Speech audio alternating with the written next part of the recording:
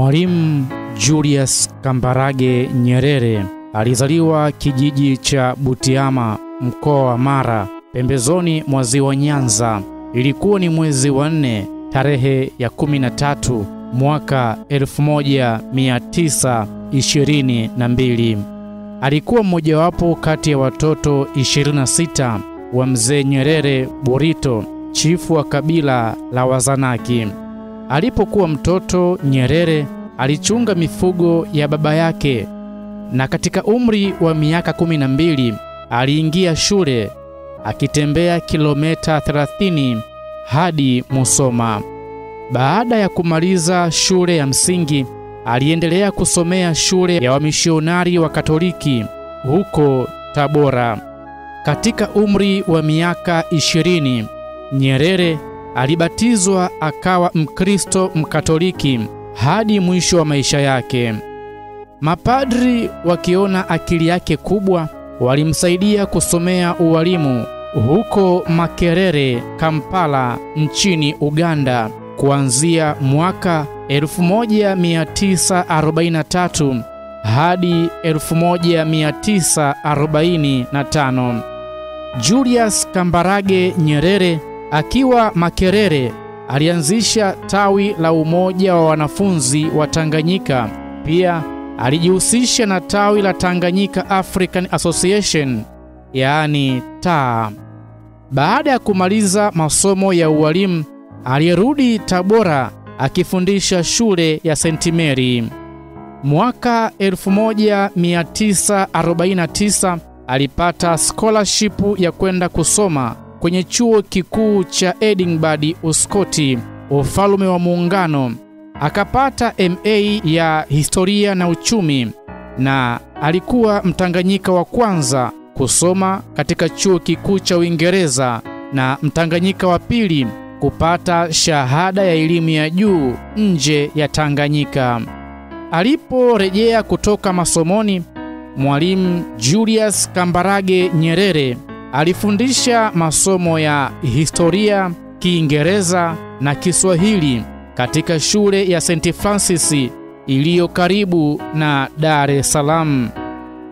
Mnamo mwaka 1953, Mwalimu Julius Kambarage Nyerere alichaguliwa kuwa rais wa chama cha Tanganyika African Association, yani TAA, chama ambacho alikisaidia kukijenga alipokuwa mwanafunzi katika chuo kikuu cha Makerere nchini Uganda. Mnamo mwaka 1954, Julius Kambarage Nyerere alibadilisha jina la chama cha TAA kwenda chama cha Tanganyika African National Union, yaani TANU. Chama hicho kilikuwa ni chama cha kisiasa zaidi kuliko TAA. Ndani ya mwaka mmoja, chama cha TANU kikawa tayari chama cha siasa kinachoongoza nchini Tanganyika. Uwezo wa Nyerere uliwashtua viongozi wa kikoloni. Akalazimika kuchagua kati ya siasa na kazi ya ualimu. Nyerere alisikika akijisemea kuwa alichagua kuwa mwalimu kwa kuchagua yeye mwenyewe, na alikuwa mwanasiasa kwa bahati mbaya. Julius Kambarage Nyerere alijiuzulu ualimu na kuzunguka nchi nzima ya Tanganyika kuzungumza na watu wa kawaida na machifu ili kuleta umoja katika kupigania uhuru. Pia alizungumza kwa niaba ya TANU katika mkutano mkubwa kabisa wa Trusteeship Council na Fourth Committee ya Umoja wa Mataifa UN huko New York nchini Marekani. Uwezo wake wa kuongea na kuwaunganisha watu ulimwezesha kufanikisha Tanganyika kupata uhuru bila umwagaji wa damu. Ushirikiano mzuri aliyouonyesha aliyekuwa gavana wakati huo, Richard Turnbull, ulisaidia pia kuharakisha upatikanaji wa uhuru. Nyerere aliingia katika bunge la kikoloni mnamo mwaka 1958 na kuchaguliwa kuwa waziri mkuu mwaka 1960. Na mnamo mwaka 1961 Tanganyika ilipata uhuru wake, na tarehe 9 Disemba mwaka 1961 Nyerere alichaguliwa kuwa waziri mkuu wa Tanganyika huru, na mwaka mmoja baadaye akawa rais wa kwanza wa Jamhuri ya Tanganyika. Julius Kambarage Nyerere alikuwa kiungo muhimu katika muungano wa Tanganyika na Zanzibar kutengeneza Tanzania mara baada ya mapinduzi ya Zanzibar mnamo mwaka 1964 yaliyomtoa madarakani Sultani wa Zanzibar Jamshidi bin Abdullah. Mwezi wa pili tarehe 5 mwaka 1977, baba wa taifa Mwalimu Julius Kambarage Nyerere aliongoza chama cha tano kuungana na chama tawala cha Zanzibar, Zanzibar Afro Shirazi Party, na kuanzisha chama kipya cha CCM, Chama cha Mapinduzi, akiwa yeye ndiye mwenyekiti wake wa kwanza. Nyerere aliendelea kuongoza taifa hadi mwaka 1985 alipomwachia nafasi rais wa pili Ali Hassan Mwinyi.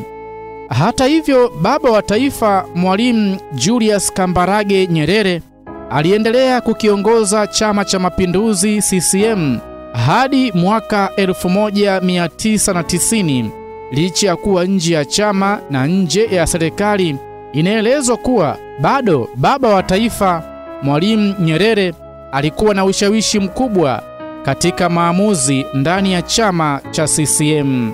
Kwa mfano, inaelezwa kwamba baba wa taifa Mwalimu Julius Kambarage Nyerere alishawishi uteuzi wa Benjamin William Mkapa kama mgombea urais mnamo mwaka 1995, ambaye alichaguliwa kuwa rais kwenye uchaguzi mwaka huo.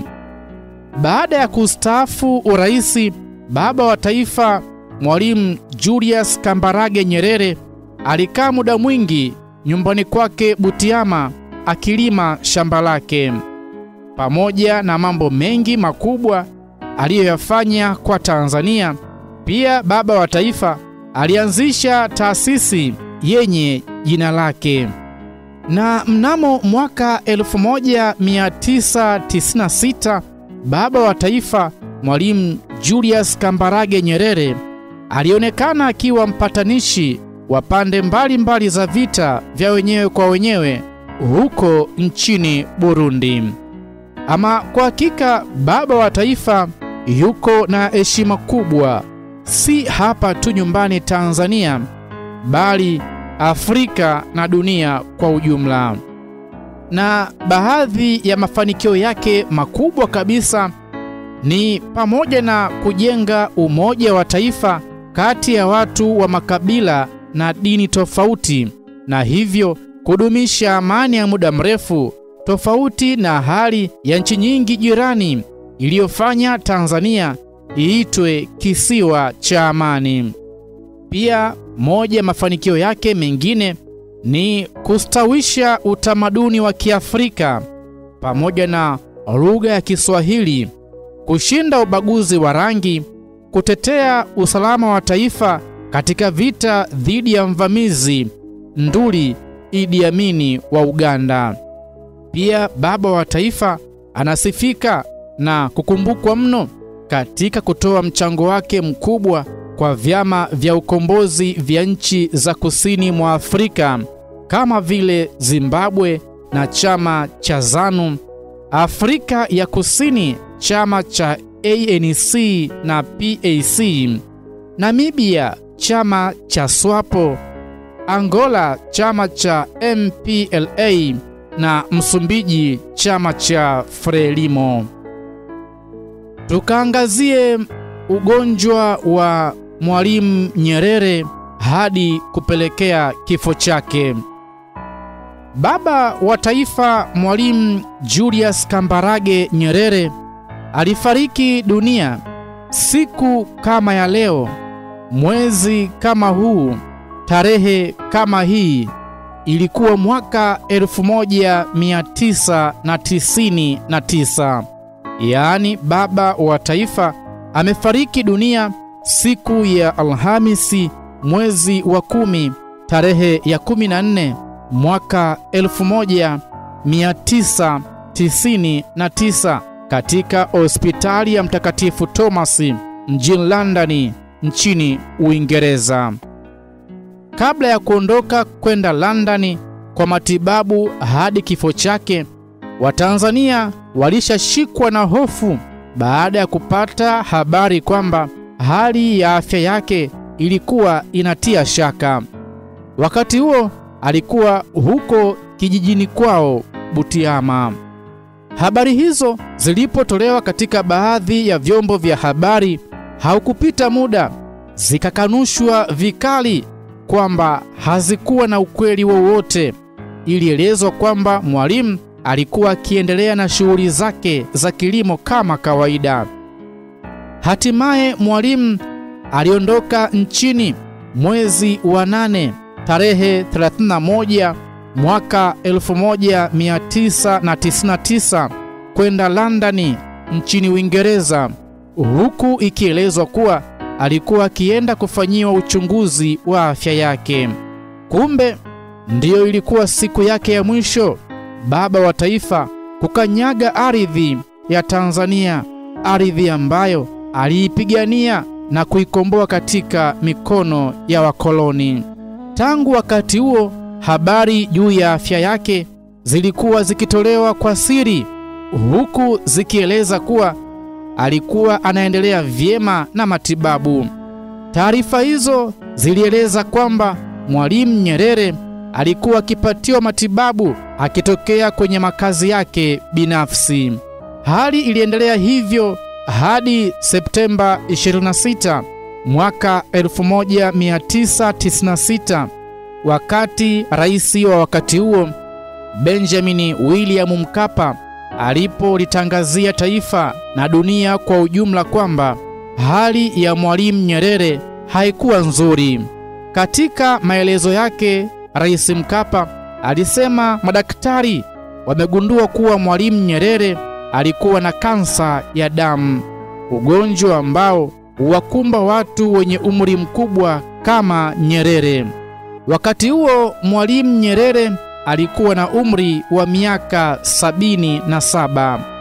Nikinukuu taarifa ya rais wa wakati huo Benjamin William Mkapa, ilisema, nilimtembelea Mwalimu pale hospitali alikolazwa.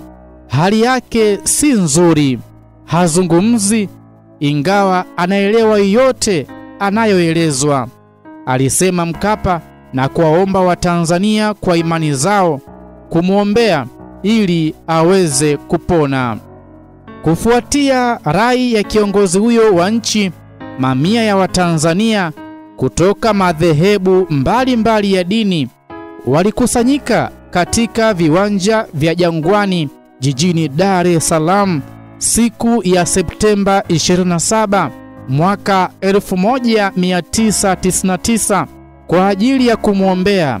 Maombi hayo yaliendelea katika sehemu mbalimbali bila kuchoka.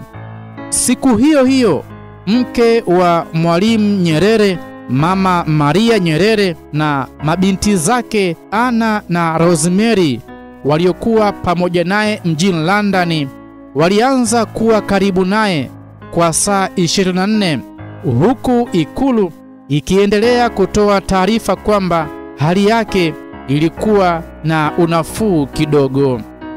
Pamoja na hayo, serikali ilimtuma aliyekuwa waziri wa tawala za mikoa na serikali za mitaa TAMISEMI wakati huo, Kingunge Ngombale Mwiru, kwenda London kusimamia utoaji wa taarifa zote zinazohusu ugonjwa na maendeleo ya hali ya baba wa taifa. Siku hiyo hiyo, mwanasiasa mkongwe nchini Rashidi Kawawa aliibuka na kusema amesikitishwa kuzorota hafla na kwa kasi kubwa afya ya Mwalimu Nyerere na kumwombea apone haraka. Hofu kubwa ya tanda Tanzania baada ya Rais Mkapa kutangaza kuwa hali ya Mwalimu si nzuri. Zilikuwa zikitolewa taarifa mara kwa mara juu ya afya yake, zikieleza kwamba anaendelea vizuri, lakini hali ilikuwa ya kusikitisha zaidi pale Ikulu ilipotoa taarifa Septemba 30 mwaka 1999 kwamba Mwalimu alikuwa akilishwa chakula kwa kutumia mipira licha kuwa na nafuu. Kabla ya hapo ilielezwa kuwa Mwalimu Nyerere alikuwa amepatwa na malaria na homa ya manjano, magonjwa ambayo yalitokana na kansa ya damu, kansa ambayo ilisababisha kukosa kinga ya mwili. Lakini ilielezwa kuwa magonjwa hayo yalidhibitiwa baada ya muda mfupi. Hofu zaidi iliwakumba wananchi Oktoba 2 mwaka 1999 pale ilipoelezwa kuwa Mwalimu Nyerere alikuwa akipumua kwa msaada wa mashine na kwamba hawezi tena kuzungumza. Hapo kila mtu alianza kuzungumza kwa namna yake na kuonyesha dalili za kukata tamaa. Mbali na habari hiyo iliyotolewa na Ikulu, aliyekuwa balozi wa Tanzania nchini Uingereza, Profesa Abdelkadir Sharif, alisema Mwalimu katika kipindi hicho alikuwa amezidiwa kiasi cha kushindwa hata kuyatambua mazingira.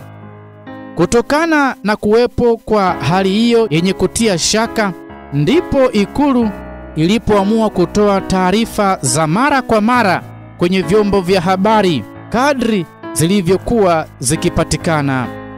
Mambo yalizidi kuwa magumu zaidi juu ya afya ya Mwalimu Nyerere baada ya Oktoba 11 mwaka 1999 ilipoelezwa kwamba alikuwa amepoteza fahamu. Taarifa hiyo ilieleza kuwa madaktari wataalamu walikuwa wakijiandaa kuchunguza ubongo wake ili kujua sababu zilizomfanya kufikia hatua hiyo. Siku iliyofuata kila Mtanzania alikata tamaa zaidi pale ilipobainika kuwa baba wa taifa Mwalimu Nyerere hajaamka kwa siku 4 mfululizo licha ya kupumua kwa kutumia mashine na figo zake kuimarika kwa kiasi fulani. Hali hiyo ilimfanya mmoja wa watoto wake Makongoro Nyerere kusema wazi alipohojiwa na shirika la utangazaji la Uingereza BBC kwamba Watanzania wajiandae kwa msiba. Kauli hiyo ya Makongoro, ambaye ndiye aliyefuata nyayo za baba yake katika medani ya siasa, iliwafanya Watanzania kuamini kuwa Nyerere ameshafariki dunia. Baada ya kauli hiyo ya Makongoro, ilielezwa kuwa matumaini ya Mwalimu Nyerere kupona yalikuwa madogo na kwamba hatima yake ilikuwa mikononi mwa familia yake kuamua kama aendelee kupumua kwa kutumia mashine au la. Siku iliyofuata ilielezwa wazi kuwa Mwalimu Nyerere hasingeweza kupona baada ya kukumbwa na kiharusi kikali. Msiba mzito kwa taifa. Hatimaye ilipofika siku ya Alhamisi mwezi wa 10 tarehe ya 14 mwaka 1999, rais wa wakati huo Benjamin William Mkapa aliutangazia umma wa Watanzania kupitia vyombo vya habari kwamba Mwalimu Nyerere aliaga dunia saa 4:30 asubuhi kwa saa za Afrika Mashariki. Kwa majonzi makubwa, nasikitika kuwatangazia kwamba mpendwa wetu, baba wa taifa, Mwalimu Julius Kambarage Nyerere amefariki dunia, alisema Rais Mkapa akiwa pamoja na makamu wa rais wa wakati huo Dr. Omari Ali Juma na Waziri Mkuu Frederick Sumaye. Baba wa taifa Mwalimu Julius Kambarage Nyerere amefariki dunia. Mwalimu ameaga dunia hii leo saa 4:30 asubuhi saa za Tanzania katika hospitali ya Mtakatifu Thomas mjini London, ambako alikuwa amelazwa akipata matibabu ya kansa ya damu tangu Septemba 24 mwaka huu. Kama taarifa zetu za awali zilivyoeleza, hali ya baba wa taifa ilibadilika ghafla Alhamisi usiku Septemba 30 na viungo vyote kuanza kudhoofu, na ikawalazimu madaktari kumhamishia kwenye chumba cha wagonjwa mahututi mpaka alipofariki dunia leo. Najua kifo cha baba wa taifa kitawashtua na kuwafadhaisha Watanzania wote. Mwalimu alijenga msingi wa umoja wa taifa letu na kuutetea kwa nguvu zake zote. Mwalimu na hayati Mzee Abeid Amani Karume waliasisi Jamhuri ya Muungano wa Tanzania kwa kuunganisha Jamhuri ya Tanganyika na Jamhuri ya Watu wa Zanzibar. Mwalimu aliipatia nchi hii sifa na heshima kwa kuongoza harakati za kitaifa na kimataifa za ukombozi wa nchi za kusini mwa Afrika na juhudi za kusuluhisha mapambano ya kisiasa na kivita katika nchi huru za jirani. Kwa kuzingatia rekodi hiyo ya uongozi wa kutukuka, na waomba wananchi muamini kuwa Mwalimu alifanikiwa kuweka msingi imara na endelevu katika maeneo hayo yote.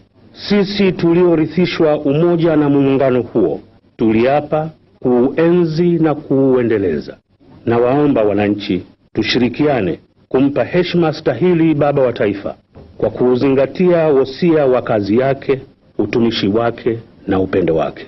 Ndugu wananchi, wakati tunasubiri mwili wa baba wa taifa kuwasili nchini, na waombeni muwe watulivu na tuendeleze mshikamano, udugu na upendo wakati wote wa msiba huu mzito na wa pekee unaolikabili taifa letu.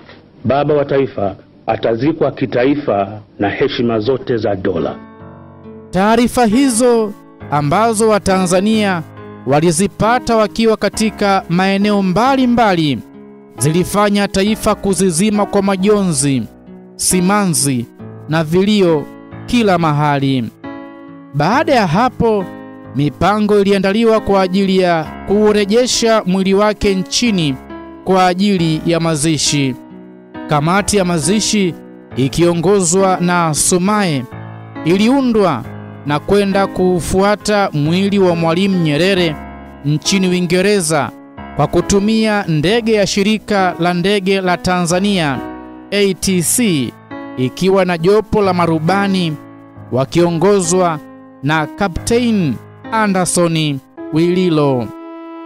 Wakati mwili huo ulipotua kwenye uwanja wa ndege wa Dar es Salaam, taifa liliendelea kuzizima kwa vilio kila aina, kuonyesha uchungu waliokuwa nao wa Tanzania kwa kuondokewa na kiongozi wao huyo.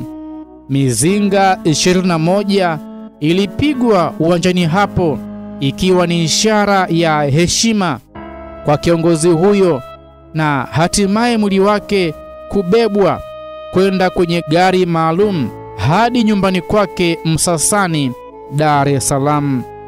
Kabla ya kufikishwa Msasani, jeneza lililobeba mwili wa Mwalimu Nyerere lilipitishwa katika barabara za Pugu, sasa barabara ya Nyerere, barabara ya Nelson Mandela, hadi Ubungo, Morogoro, Magomeni Mapipa, Kawawa, hadi Hassan Mwinyi, Maji Machafu, TPDC Mikocheni, hadi Msasani.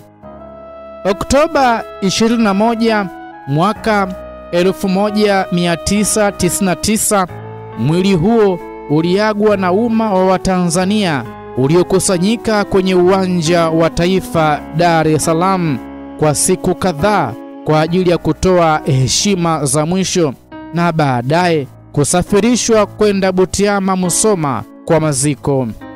Wakati wa kuuaga mwili huo, maelfu ya Watanzania walionekana wakibubujikwa na machozi, wakiwa hawaamini endapo huo ulikuwa mwisho wa kumuona tena mahali popote baba wa taifa Mwalimu Nyerere.